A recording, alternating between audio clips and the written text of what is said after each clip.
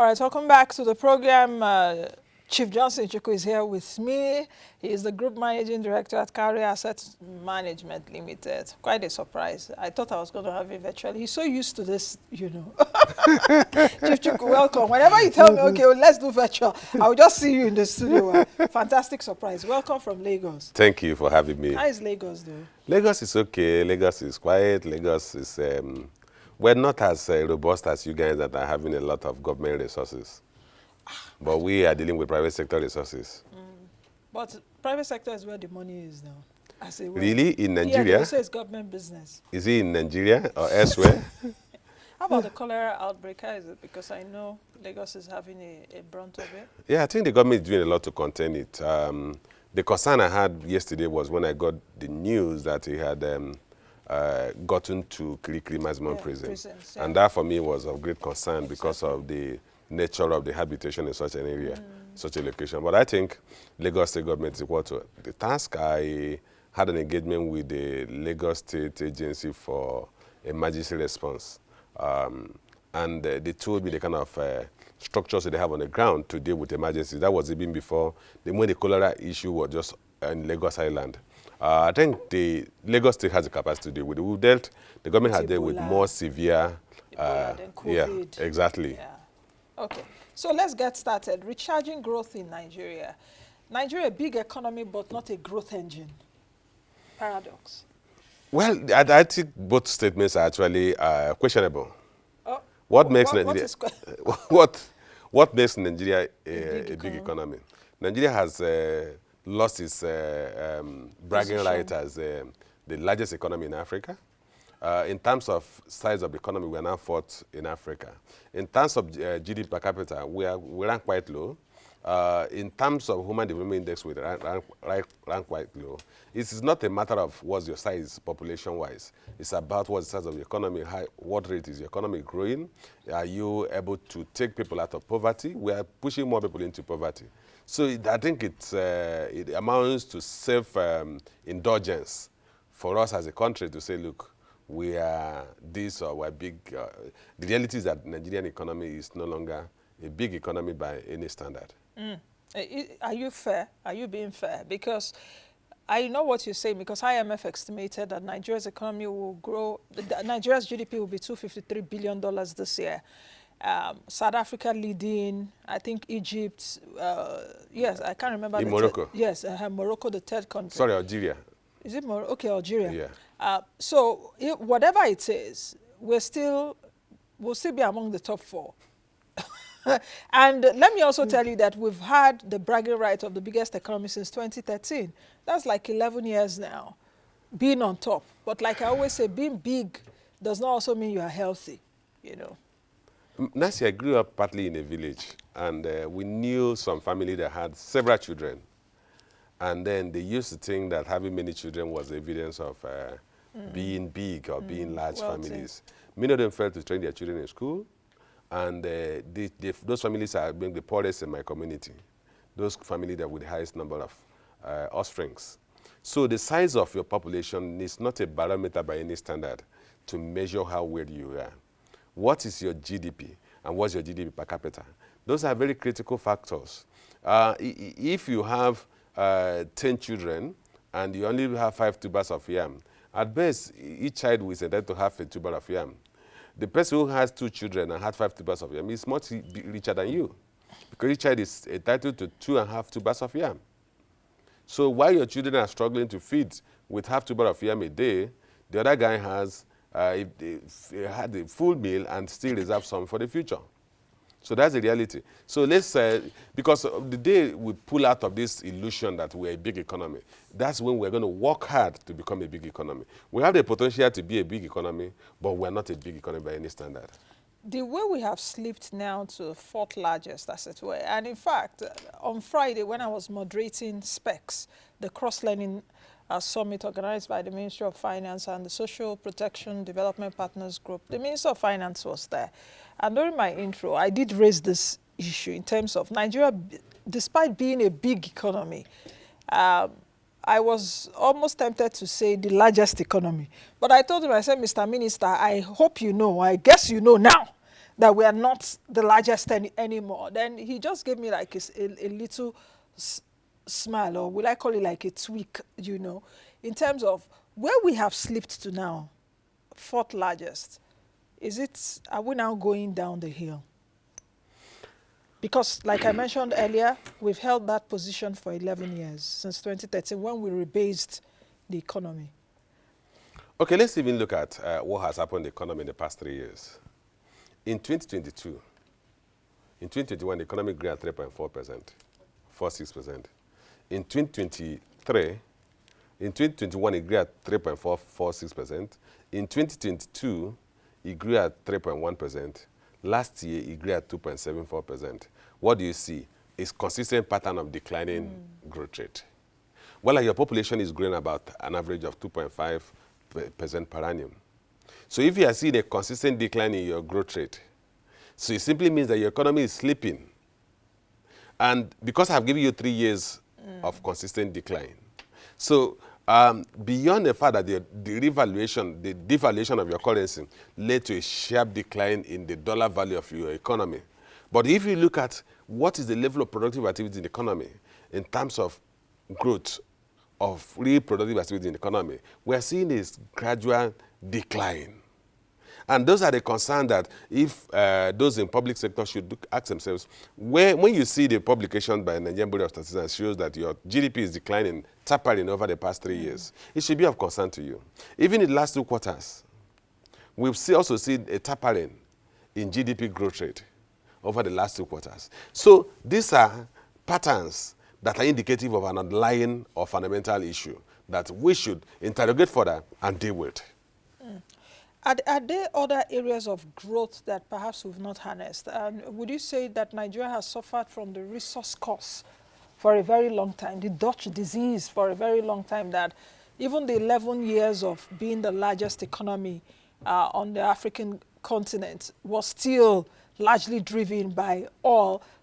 That's one. Then the second question also is, perhaps, would you also say that we are slipping from the #1 economy in Africa to about #4 now, projected this year by the IMF, because we've not been able to harness the sale and the dividends of oil in the last, I would say perhaps since 2020, since the pandemic, because there was a time oil dropped to about $20, almost even zero, as it were.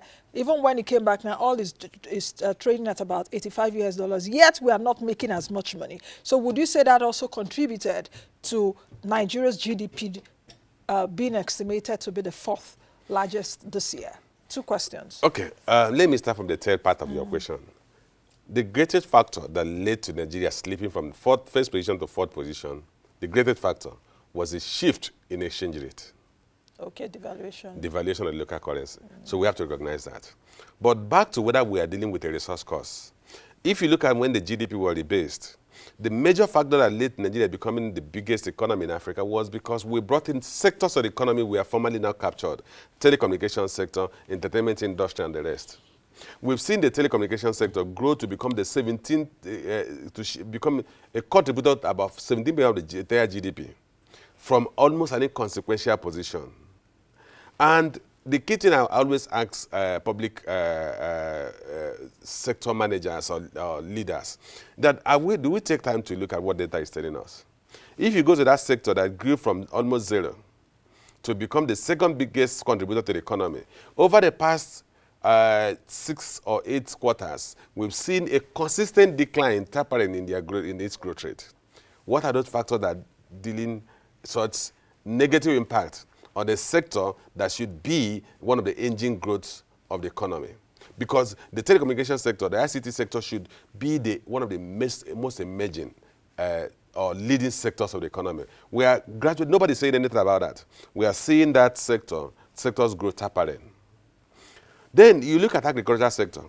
Agriculture in the last quarter of this year, that's the first quarter of this year, accounted for 21% of the GDP. It used to account for about 25% of the GDP. That sector, that is the largest employer of labor in the country, grew at 0.18%. That's almost zero growth. So are you worried about why we're having food crisis? the sector that accounts for the largest employer of labor in the country, that used to be 25% of the GDP, had shrunk to 21% of the GDP, grew at 0.18%. So why am I saying this? That the issue is not just resource costs. The resource cost has to do with, well, are we earning enough foreign exchange? And we're talking of crude oil. But the interest in that sector actually grew in the first quarter of this year. Of course, that was a misnomer because over the previous quarters, it had been declining. But the key thing I want to emphasize is that the GDP, Nigeria became the biggest, largest economy, not because of oil, but because other sectors of the economy, like the ICT sector, the manufacturing sector, the trade sector, services, the services, construction, banking, and insurance, we are growing and had been properly measured. The entertainment industry, we are growing and have been properly measured and captured as part of our productive activities. So it's not a resource cost. We are still dealing with the issue that our economy depends on crude oil export for foreign exchange earners. And we have not been able to even improve on crude production. The issues we have with foreign exchange crisis, with naira devaluation, with inflationary pressure, is coming because we are not earning enough cash from our operating activities, operating cash flow. For Nigeria, our core operating cash flow is coming from crude oil sales. We've seen crude in the first quarter of this year, crude production even improved to about 1.57 million barrels a day, and that's because of largely condensate. But we've not been able to sustain that. We're also seeing a slip in crude production. So we have to actually recognize where did the rain start beating us so that we will know when it stopped beating us. So where did the rain start beating us from? Where did it become so... A torrential? Yes. Okay. Where was it that it now became worse? Okay, if we step back to 2015, the GDP in 2015 was about 6%. The one that Jonathan handed over to Buhari? Yeah, I mean 2014. 2014. Then by 2015, it dropped to 2.7%. So, and then 2016, it went into a recession. So, from that point when the economy went into recession in 2016, the economy has grown at barely less than 2% over the past 8 years, underperforming population growth rate. Now, to now disaggregate it or go to the granular level, what are those factors? Where did we get a thunderstorm? We had insecurity in the Northeast. And the Northwest was a safe haven. There were some level of issues, skirmishes in North Central, but it can be described as skirmishes at that time. In the subsequent 8 years, we have seen insecurity become pervasive. We've seen the Northwest, that used to be an oasis of safety in the country, become the most unsecure part of the country. So we have democratized insecurity. You're dealing with Northeast, North Central, Northwest, the South-South, the Southeast. So what has that led to? It has led to the issue that I mentioned. We've seen consistent underperformance in the agricultural sector, despite a lot of resources committed to it by the then State Bank governor. Because if you give money under the Anchor Borrow Act program or under whatever hue, and the farmer is unable to go to the farm, certainly he will not be able to produce. Many farmers, I understand, in places like Zamfara, have to pay to be able to go to their farms. And they still run the risk of being kidnapped. So you have to deal with that. The second issue is crude production. Under the then President Umaru Musa Yar'Adua, he entered into some amnesty with the Niger Delta militants. And then there was an improvement in crude production. The improvement in crude production is so critical to the Nigerian economy because 90% or 93% of our foreign exchange earnings comes from crude or fossil fuel-related activities. So if you don't earn that, you don't have enough foreign exchange to meet your import. If you're unable to meet your import, you may need to borrow. If you borrow, you increase your borrowing cost. But not only that, you have to deal with exchange rate instability. And the unnecessary rate instability or devaluation of your currency will have a pass-through effect on the inflation rate.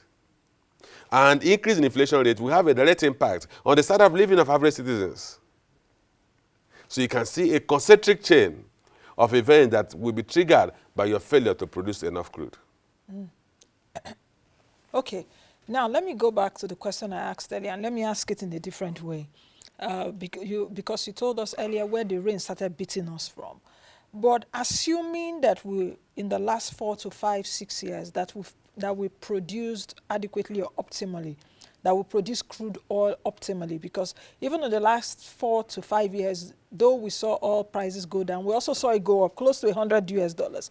Assuming we're able to produce optimally, get all the monies we were supposed to get out of it, would it have had evened out the devaluation cost? I hope you understand my Absolutely. question. Would it have evened out the loss from exchange rate, and still, for Nigeria to still remain like #1 economy on the African continent?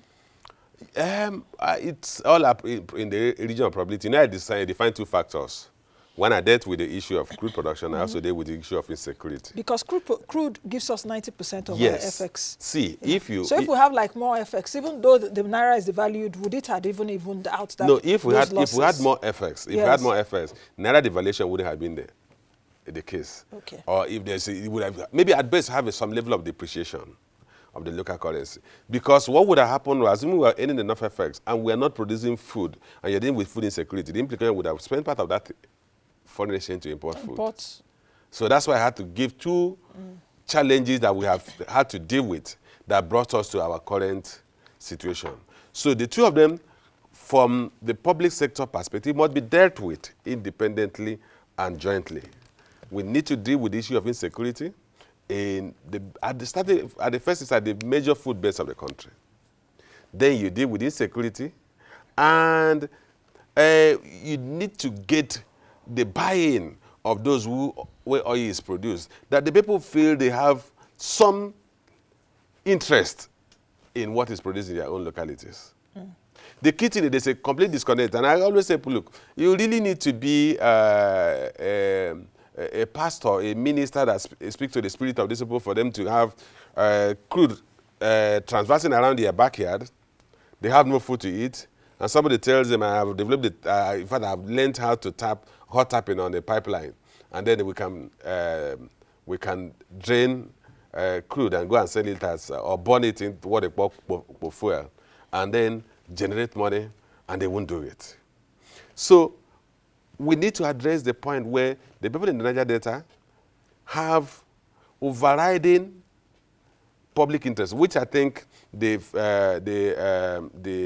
new legislation on the Petroleum Industry Act has tried to make provision for what they call the host community segment of that act, host community fund, that the host community are entitled to a percentage of the operating cost of the oil companies operating within their localities. And these funds are to be managed partly for investment, partly for the future of their children. So maybe when this is fully implemented, we will have some respite. But we need to marry the interest of the country with the interest of the locals where crude is produced.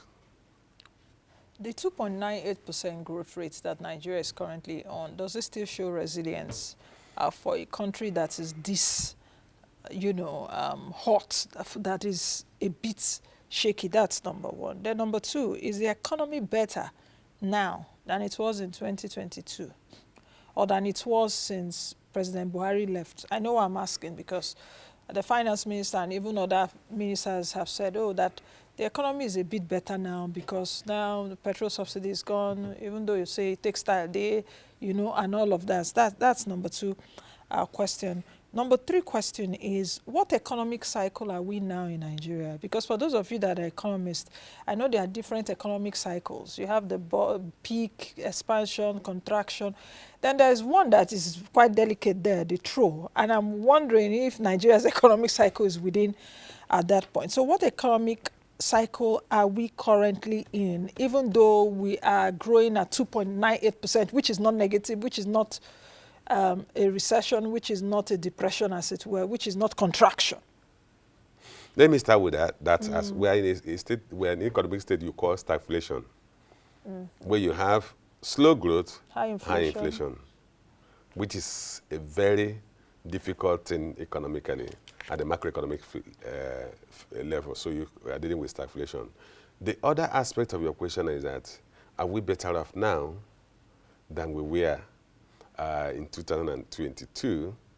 Nancy, I will leave you the answer that. No, I asked the questions, Mr. Chukwu. No, it's very simple. We are living here. None of us came from another place. Would you want to answer that analytically or with Well, numbers? I'll come back to that. Yes. Then the first part of your question is that at the The GDP growth rate of 2.98%, is the economy still showing a is bit of resilience? Is the economy showing a bit of resilience? Let me start from that aspect, because I've mentioned the last part of your question, which is what economic cycle are we in, and I said it's stagflation. At 2.98%, with a population growth rate of 2.5%, 2.4, 2.5%, you are just marginally growing above your population growth rate. So because you already have unemployment levels that, if I quote the figure that was reliable, about 33%. So, MBS will disagree with you. well, let them tell me 5%. that the Nigeria's unemployment level rate is better than that of England, then I will shake their hand. That's international. They told us that it's I international. agree with them, practices. but what I'm saying is that let them tell me 5%. that in England, where every undergraduate knows where he's going to get a job, in Nigeria, I talk to 99% of undergraduates have no hope of getting jobs. And they will tell me that our level of unemployment is less than that of England. Then I will know. I will shake their hands, and they've done a good job. But that's, by the way, that's not the topic I discuss. But basic thing is that with a growth rate of 2.98%, is the economy resilient enough? And what I would say is that we have to recognize what happens when you are dealing with what you call an undeveloped economy. In an undeveloped economy, with the structure we have, and when we talk of the structure, Nigeria's GDP is relatively balanced. It's broadly distributed. Really? What people the concerns we all express are that our foreign exchange earning, in terms of our external factor, is highly concentrated. On oil. But in terms of productive activities, it's largely distributed. I'll give you an instance. Crude oil accounts for about 6% of the GDP, agriculture about 21% of the GDP, trade about 14% of the GDP, Services? telecommunications 17.5% of the GDP or thereabout, construction industry 4.4% of the GDP. So if you look at all those things, manufacturing about 9.9, almost 10% of the GDP. So our economy in terms of productive activities is largely broad. So because of that broadness, what happens is that you will have a sector that is pulling up the group. I don't know whether you get what I'm saying. It's like when you have somebody who is 4 feet 3 inches, in the family you have another person who is 6'2", and then you have another person who is 5'11". When you come to that family, you won't say they are short people. You will tend to think that they are tall people, but Because the other ones are evening, there's a other Lilliput ones there. But in the case, so what happens in our economy is that, take for instance, agriculture grew by 0.18%, but telecommunication, ICT grew by 5.47%, and ICT accounts for about 17% of the GDP. So ICT kind of pulled up. Despite that growth is still not suboptimal at given where it was coming from. Still pulled up the rest. Oil and gas sector grew about I think 9% or so. And that is one sector too that has not been growing in the last few years. Not been growing. years. Now, this time around, it grew because crude production averaged about 1.57% from about 1.55% the previous quarter. So you have instances like that. The banking and finance sector grew by about 30% and account for more than 4% of the GDP. So when you see an undeveloped economy like this, and then what you will see is that as long as you have this level of broadness in terms of productive activities, you're going to see, while others are not doing well, the few that are doing well will be pulling up the others. So in terms of the average, you will not think we are doing well. And which is why I said, for policymakers, they need to ask themselves, these sectors that are actually keeping us, sustaining our growth, why are they tampering? Deal with the ICT sector. Deal with the agricultural sector. Those sectors are critical for the growth, sustained growth of this economy. So in any case, what I'm saying in effect that when you have a household where there's a very tall person and then you have short persons, if you take the average, they say, in that family, the average height is about 5.10 feet. It doesn't mean that the guy who is 4 feet is not in that family. The other guy who is 6.4 or 6.2 is in that family. But you need to recognize that, look, in such an emerging economy, there will be growth leaders. And the growth leaders tend to mask the failings of the other sectors. Wouldn't there be a suffocation for the growth leaders? Because if you are trying to pull everyone up, as it were, wouldn't there be a suffocation for other growth leaders, suffocation in the area of even the things that are hindering, factors that are hindering other sectors from growing, are also hindering. Which is why I said, the growth leaders, you know. So perhaps at a time, they also become anemic. Yeah. And you know. Which is why I said government need to query why the likes of ICT is declining, their growth rate is declining. We shouldn't just paper over it, because it's a major driver of the GDP growth rate we are recording. Then the last part of your question we have not dealt with is that, are we better off today? Nancy, the government primary objective is to improve the standard of living and security of the citizens. That is what they call ransom the entry, the purpose of government. So I am one of those who advocated. I still advocate that subsidies should be removed, exchanges should be harmonized. But the way it was done may be the challenge we are dealing with. I don't think the necessary tools were put in place before those important and necessary measures. What kind of tools would have put in place, Mr. I'll give you an instance. And hold on, just let me add this, because for many of you, even before subsidy was removed, subsidy should be removed, subsidy should be removed. Now, subsidy is still there somehow. Then the other thing is that if you take a look at it, for those of you that are economists, the opportunity cost of taking off subsidy, you know, that is actually what we are suffering. That is actually now what made us really nosedive. So perhaps for government, for those in government, I know whether they would have also been looking at whether we for no come out this thing, no, because whether the opportunity cost is even more than leaving it there. Because an average Nigerian sees that subsidy that I'm able to buy fuel at 195 or 200 at the filling station as the only thing that government does for me. Okay, let me give an analogy. You have somebody who has tumor. This tumor, the doctor does, it's not yet cancerous, but this tumor can become cancerous. Okay? And then you go for several examinations. Every doctor tells you the tumor is not cancerous, but it can become cancerous. Well, you can decide to leave it, but it's growing. It's not shrinking. And then eventually comes the doctor. The doctor says, let's take out the tumor. You need to take out this tumor before it becomes too big or become cancerous. Because if it becomes cancerous, it will infect you and you will die. You agree that the doctor should take it out. And then it becomes clear that every good doctor says the date at which, because what they will do, they monitor the tumor and they will say this tumor is still growing.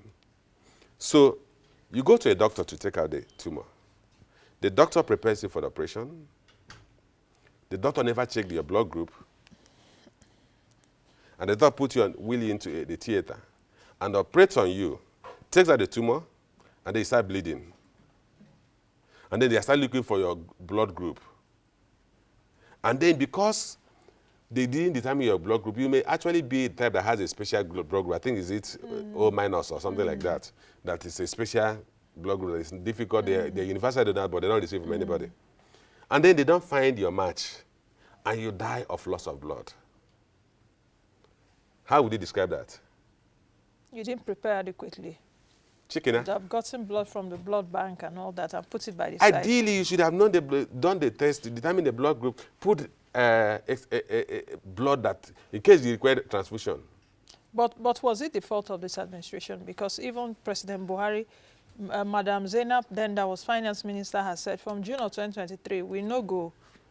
We are saying the same thing, Nancy. We are saying, like, you are said from June, I will do this operation in June. And there was no attempt to keep the blood, determine the blood group of the sick patient, to put it. And one of the things I said, look, first of all, we need to determine how much was our foreign currency obligation, the forward, the futures, the portfolio investors whose monies we are trapped in the country, the matured letters of credit that had not been negotiated because there was no funding. And then you determine that. That's the first thing you need to do. So you need to know what you're dealing with. Then you look at, are there possibilities of windows I can go to and attract funding? IMF is there. And sometimes people scream, and we don't want to go to IMF. We're in IMF, for your information, about $15.1 billion. Or the $42 billion of our total foreign currency debt, and IMF debt to World Bank is 15.1 billion. IMF is 2 billion. If you add the two of them, you have 17 special drawing rights. Yeah, you have 17 billion that we have borrowed. But in any case, you could have gone to IMF. What would IMF have asked the government to do? Take our subsidy, harmonize the exchange rate. Say, well, that's good. That's actually what we want to do, but we need your support. We need so line. And there is a window that the IMF could have given us up to $10 to $15 billion for a period of about 5 years. Okay. And that's enough to tidy us through. And let me tell you, Nancy, when we're talking of the effect of the subsidy removal, when the subsidy was removed, the price of fuel at the pump at that time was based on about 550 naira to $1. The subsidy cropped back because naira devalued beyond that. Naira devalued beyond that, but people whose obligations were trapped, who had foreign currency obligation, panicked. And were ready to buy dollar at any rate. If we had entered some agreement with them or had resources to liquidate those that are very critical, that panic wouldn't have come up. We would have been dealing with an exchange rate about 750 naira to $1. The economy would have adjusted. Foreign portfolio investors would have started coming in. And then by now we'll be talking of stabilization. Okay, just in 1 minute, how do we recharge economic growth right now? You said bits and pieces, but are there 2 or 3 things you've not said that you would like to drop? That's one. And the second thing is that how do we also improve household consumption? Because retail confidence is also down in the country. Consumer confidence is down. Business confidence, a bit also shaky. Okay, you said 1 minute. Yes. 2 things we should do. Let's deal with food security, and by producing more food. To do that, you need to do insecurity, deal with insecurity. 2, let's work on improving crude oil production. Crude oil production is going to provide us so much leeway to address some of these issues.